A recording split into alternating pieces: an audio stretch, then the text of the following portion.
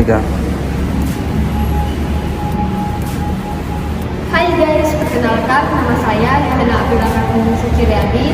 Saya mahasiswi aktif semester 6 Fakultas Ekonomi dan Bisnis Universitas Widya Dharma Pontianak. Nah, di video kali ini saya akan menjelaskan materi mengenai bab 8 yang berjudul Budaya. Bab 8, Budaya. Pada bab kali ini saya akan menyampaikan 4 bagian subbab. Yang pertama ada pengertian subbudaya, yang kedua perilaku konsumen internasional, yang ketiga subbudaya dan kaitannya dengan agama, ras, usia, jenis kelamin, yang keempat subbudaya dan kaitannya dengan geografi dan wilayah. Bab yang pertama, pengertian subbudaya. Kebudayaan berasal dari bahasa Sanskerta, yaitu budaya, yang merupakan bentuk jamak dari budi. Diartikan sebagai hal-hal yang berkaitan dengan budi dan akal manusia. Kebudayaan adalah faktor penentu keinginan dan perilaku seseorang yang paling mendasar. Budaya merupakan segala nilai, pemikiran, simbol yang mempengaruhi perilaku, sikap, kepercayaan, dan kebiasaan seseorang serta masyarakat. Nah, subbudaya merupakan kelompok budaya berbeda yang ada sebagai segmen yang dapat dikenali dalam masyarakat tertentu yang lebih luas dan lebih kompleks. Nah, subbudaya ini terdiri dari bangsa, agama, kelompok, ras, dan daerah geografi di mana para anggotanya mempunyai kepercayaan dan nilai-nilai dan kebiasaan yang membedakan dari para anggota masyarakat yang sama. Pada waktu yang sama, mereka memegang kepercayaan yang dominan dalam masyarakat secara keseluruhan.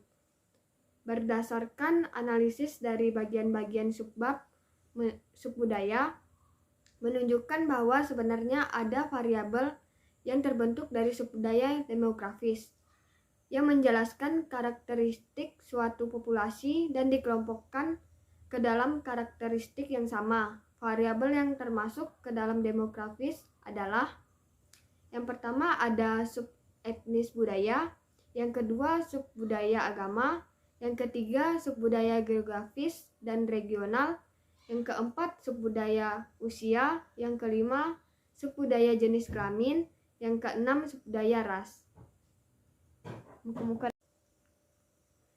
Yang pertama subbudaya etnis. Yang pertama subetnis budaya. Etnis dapat diartikan sebagai kelompok orang yang mempunyai norma dan nilai spesifik yang sama dengan persepsi dan kognisi yang berbeda dengan persepsi dan kognisi kelompok lain. Dalam masyarakat yang lebih luas, nilai ini dapat terbentuk dari segi fisik, agama, geografis, atau faktor lainnya namun tidak mutlak. Selanjutnya subbudaya agama. Karena bervariasi dan popularis serta sifatnya yang pribadi membuat kelompok agama mempunyai pengaruh penting bagi konsumsi suatu masyarakat. Kelompok keagamaan akan memperhatikan preferensi dan tabu yang spesifik. Yang ketiga, subbudaya geografis dan regional. Subbudaya ini dalam ilmu geografis manusia yang mempelajari studi tentang produk budaya dan norma-norma tentang produk budaya serta tempat. Subbudaya yang keempat yaitu usia. Pemasar harus berhati-hati dalam mensegmen konsumen jika didasarkan pada usia mereka yang sebenarnya. Karena sebagian konsumen dewasa merasa mereka masih muda. Sebaliknya ada pula yang menyadari bahwa konsumen remaja juga menganggap dirinya sudah dewasa. Subbudaya jenis kelamin. Kepemilikan produk dipandang oleh sebagian pria sebagai cara untuk mendominasi dan mengungkapkan kekuasaan atas orang lain, membedakan dirinya dari orang lain, dan mungkin bentuk terselubung dari agresi terhadap orang lain.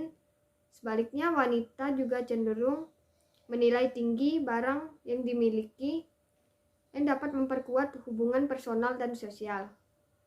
Terakhir, subbudaya ras, yaitu secara umum definisi ras yang lain didasarkan pada karakteristik biologis. Daripada pengelompokan berdasarkan karakteristik struktur sosial, dapat diartikan bahwa ras adalah kelompok penduduk suatu daerah yang mempunyai ciri-ciri keturunan tertentu yang tidak sama dengan penduduk daerah lain.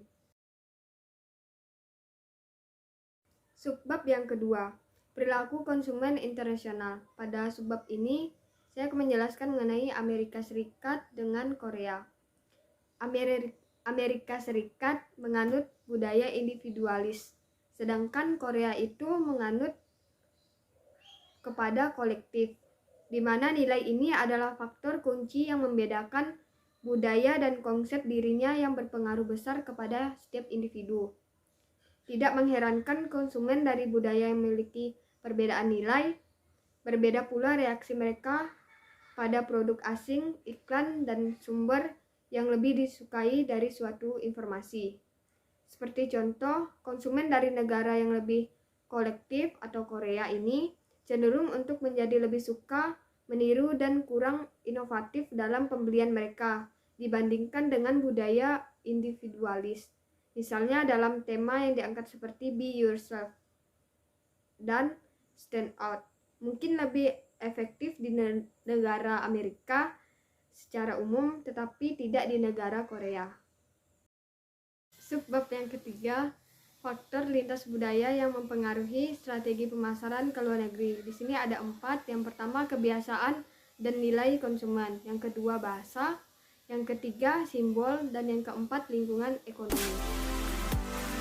Sekian penyampaian materi dari saya. Mohon maaf jika ada kata-kata yang salah saya ucapkan. Terima kasih.